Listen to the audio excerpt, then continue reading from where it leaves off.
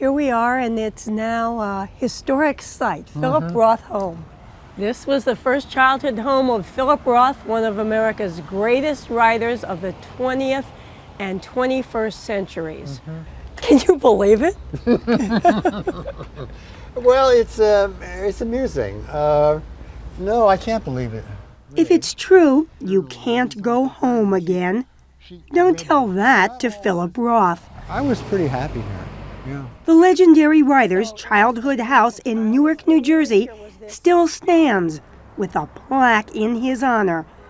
This part of Summit Avenue is now Philip Roth Plaza. Yeah, that's terrific, isn't it? It is pretty great. And even the street signs seem to welcome him back. When you lived here and you were growing up, did you want to be famous? Did you want to be somebody whose name everybody knew? Yeah, I wanted to be a famous baseball player.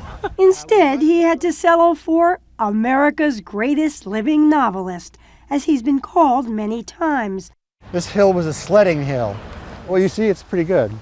And one of his greatest subjects is the town where he grew up. In his latest book, Nemesis, Roth imagines a polio epidemic in 1940s Newark. While we were growing up, it was, I think, the single greatest menace. The cause was unknown. There was no treatment. So it was pretty terrifying. By my count, this is around your 30th novel, Nemesis? About, I guess. A lot of writers take 10 years to turn out one book. How do you do all of this? How do you write so quickly, so prolifically, and so well? I don't sleep. His real secret may be solitude. Roth, now 77, has few distractions from his work. It's solitary and pleasant. On the sprawling rural Connecticut property where he lives by himself. Do you get lonely out here? Sometimes. So what do you do then? Just go back in the city? No, just get over it. He may get over it, but many of his characters, like those in his latest book, are not so lucky. Usually your main characters, the people who are really driving the story, they don't end up happy. And not just in marriage, but just in life they don't end up very happy. A lot of people don't end up happy. Do you not believe in happily ever after? No, I don't believe in that phrase. I'm interested in people when they're not happy.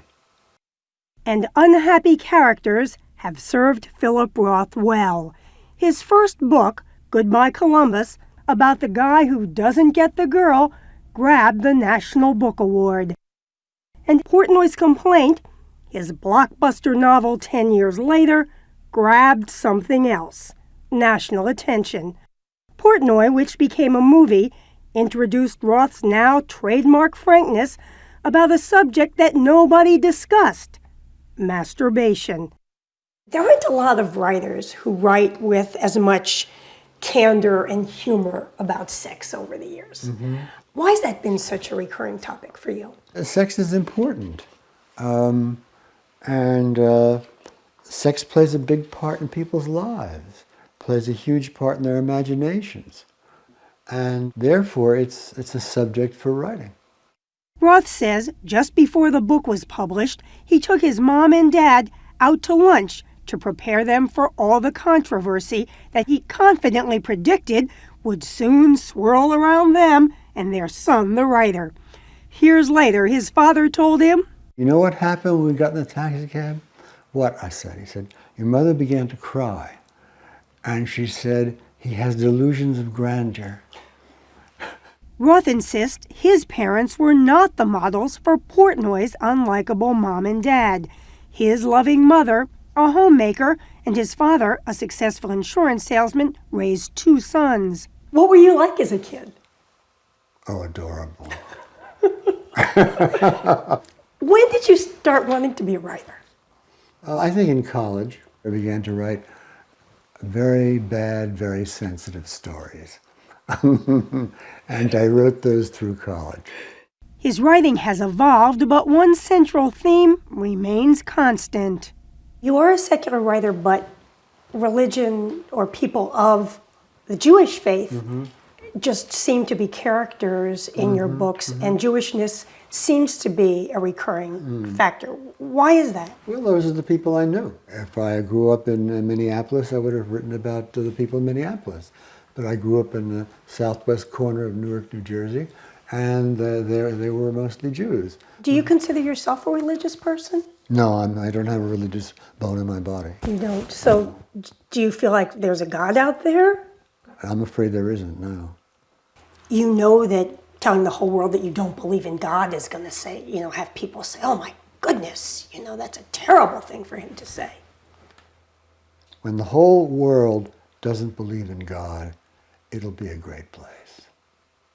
Blunt talk from a guy who himself has been bluntly assessed by his ex-wife, British actress Claire Bloom, who described Roth as a hostile man in a scalding memoir after their 1995 divorce. Your former wife, Claire Bloom, claimed that you don't even like women. Let's forget that. You don't want to talk about her. No. That was a bad episode in your life. No, I don't want to comment on libels. Even during rocky personal times, Roth has kept writing at the surprising pace, he told us, of only 1 page a day. But they've been good pages. In the 1990s, 4 of his novels won major American writing awards, including the Pulitzer Prize for American Pastoral. That must have impressed even you. I liked it. I began to get used to it. Did it make you a little cocky for a while? No, it felt good. It's good. It's nice to win prizes. Yeah? The child in one is very exciting. Yet, though he says he will never stop writing, the chronicler of Newark insists he's unconcerned about how he'll be remembered. What would you hope that your legacy would be with all of these books that you've written over these many years? Oh, gosh. When does a legacy begin? I think when you're gone, way down the line. When I'm gone, huh? Okay. I don't worry about that.